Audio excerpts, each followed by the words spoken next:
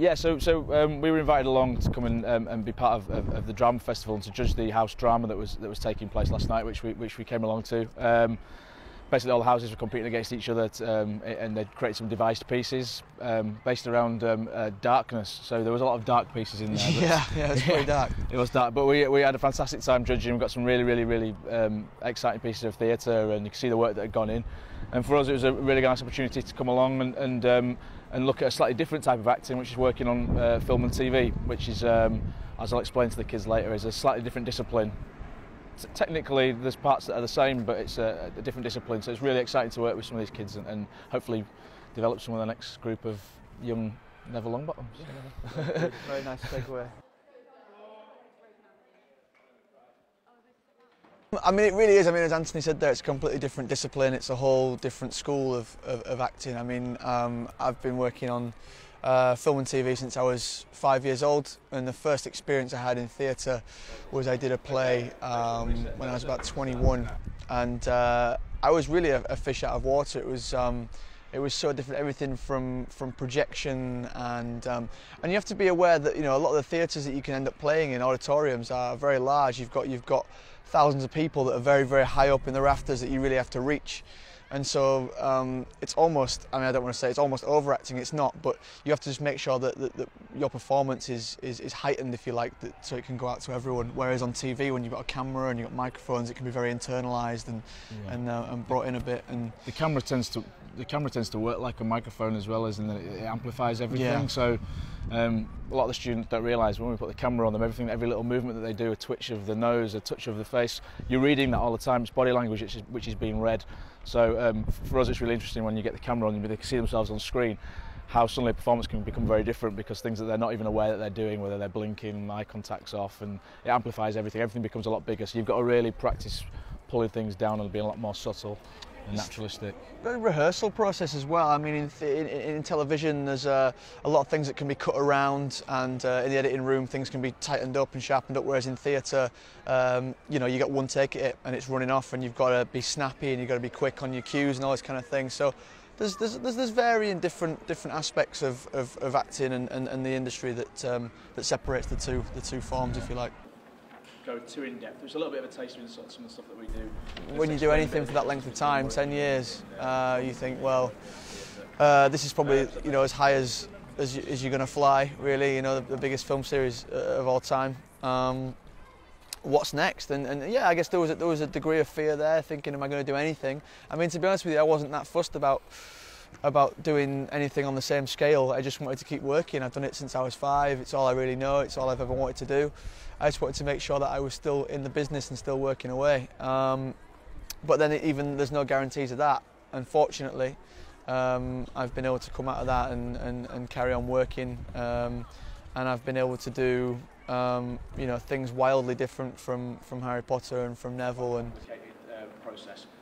So we're kind of going to break down a little bit of how that process works and help you guys a little bit with preparation. There's quite a lot of you. Yeah, well, I sort of started when I was 9 years old, so I've maybe got a couple of years start on Matthew. Yeah, it's your fault, isn't it? My fault, yeah. But we sort of had a very similar kind of length of career. Same thing. I sort of had a lot of work as a child actor, and then ended up in a soap for a few years, and then it's a similar kind of thing. You come out of a soap, and there's obviously that pressure to move on to new things. And I've been fortunate as well to be able to do some really good, interesting jobs. We've been working together. Finally got to work together. Got to work together on The Syndicate, which is a K-melodrama, which was good. And also, I've always had a real fascination with the creative process behind the whole thing. So I've taken a very keen interest in the behind-the-scenes stuff. So I do a lot of writing. I do some directing, do some music videos.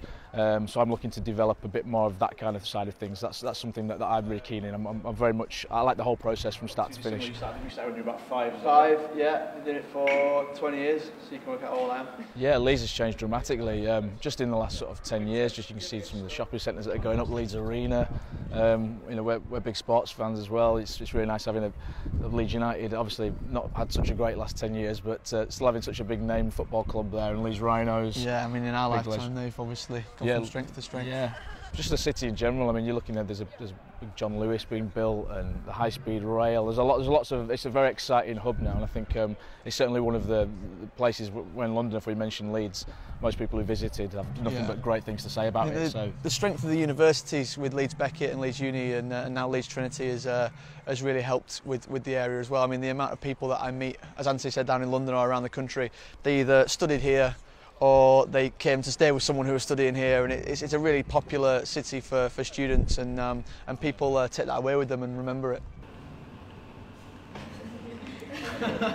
I'll give you a clue.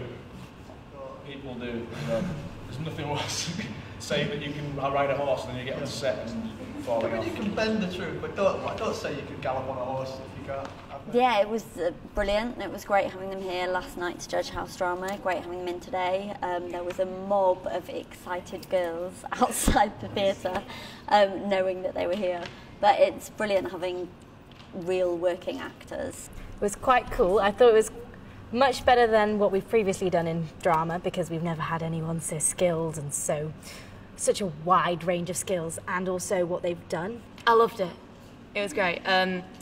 They taught me that there is a massive difference between theatre and drama. They were so lovely and just down to earth. Like, they were brilliant teachers as well, which I think is great. It was really exciting. It was really cool. They are amazing.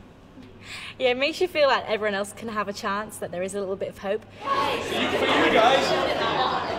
you guys, this is about commitment. So for you guys, this is about just going for it. Well, I'm already very unhappy about it, because I feel that we're breeding the next level of competition, and I've always said we shouldn't be doing this. I don't know what this is all about. Sabotage. Yeah. No, I mean, you know, it's a job that I've absolutely loved for 20 years, and I had a lot of help and support when I was younger from people. Whether it was that I went to a drama group, well, we both went to a drama group, and we had a lot of help and support there, and you think that I wouldn't be able to have been where I am today without that, and so.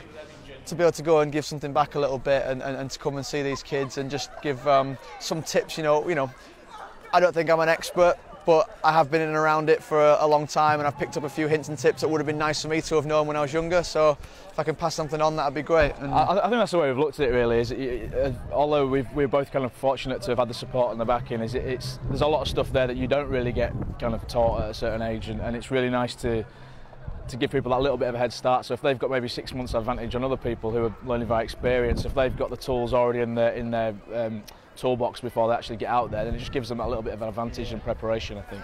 I mean, it can be a big old world to suddenly get jumped, you know, thrown into as a kid. You know, working with adults on a daily basis, it's a multi-billion-dollar business, and it can be quite daunting, but there is little things that you pick up along the way. You think, oh, if I'd known that would have been easier. If I'd done this, that would have been easier. And so hopefully we can give them those tools to crack on.